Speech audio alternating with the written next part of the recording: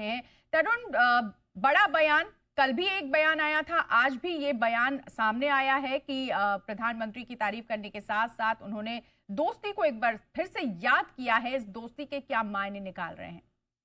बिल्कुल आप सही कह रही हैं। जिस तरीके से अनिल सर कह रहे थे कि बहुत ज़्यादा विश्वास करने की ज़रूरत नहीं है, वेट एंड वॉच वाली सिचुएशन है। लेकिन जिस तरीके से प्रधानमंत्री नरेंद्र मोदी ने कमेंट करके कहा है कि आप एक कदम चलेंगे तो 4 कदम हम भी चलेंगे।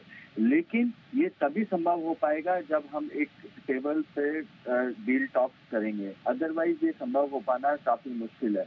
और ये जो डर है, जो डोनाल्ड ट्रंप को अब जो डर सता रहा है कि रशिया, चाइना और भारत तीनों मिलकर यदि एक चाहते हैं तो वर्ल्ड में की जो जियो पॉलिटिक्स है वो की सिचुएशन बिल्कुल बदल जाएगी। जो अभी तक एक अमेरिका का जो वर्चस्व है पूरी दुनिया के ऊपर, वो कहीं ना कहीं खतरे में आ जाएगा यदि ये तीन इकोनॉमीज जो है वो एक साथ मिलकर काम करती हैं।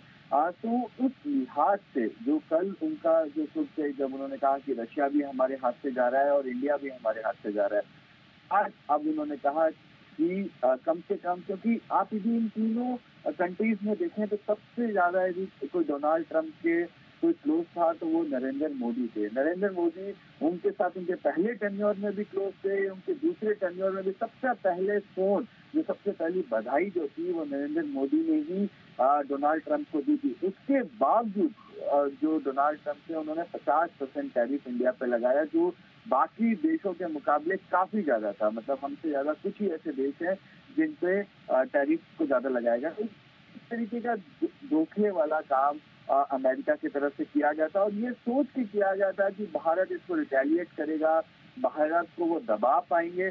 लेकिन प्रधानमंत्री नरेंद्र मोदी ने काफी बैलेंस्ड व्यू था अपना, कोई ओवर रिएक्शन नहीं दिया। इनफैक्ट जब टैरिफ की बात हो रही थी तो भारत ही एक ऐसा देश था जिन्होंने कहा था कि हम रिटेलिएट नहीं करेंगे। उन्होंने कहा था हम जो भी टैरिफ आएगा हम उससे बायलैटरल ट्रेड टॉक्स करके इस चीज को सुलझाएंगे। लेकिन इस चीज को भी अमेरिका ने सही नहीं समझा। उन्होंने नहीं माना कि जो भारत की कंडीशन है उसको उन्होंने दरकिनार किया, उसके बावजूद 50% टैरिफ लगाया। अब डोनाल्ड ट्रंप ने जब डेड इकोनॉमी कहा उसके बाद हमारी Q1 की जो ग्रोथ आई वो 7.6% आई।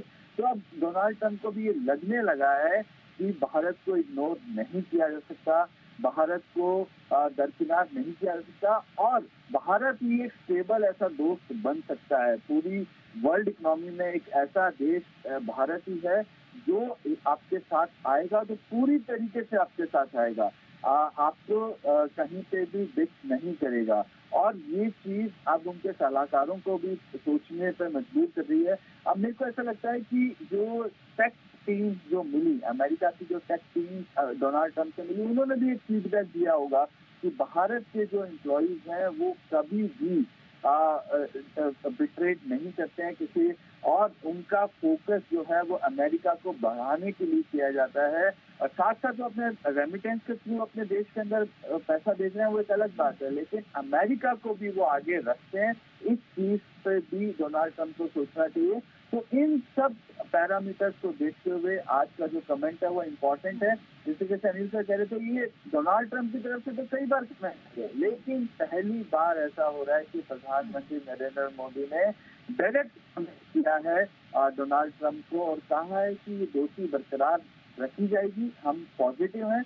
लेकिन ये तभी संभव हो पाएगा जब जो एक्शन वर्ड्स हैं वो एक्शन में भी दिखाई जाए। जी बिल्कुल।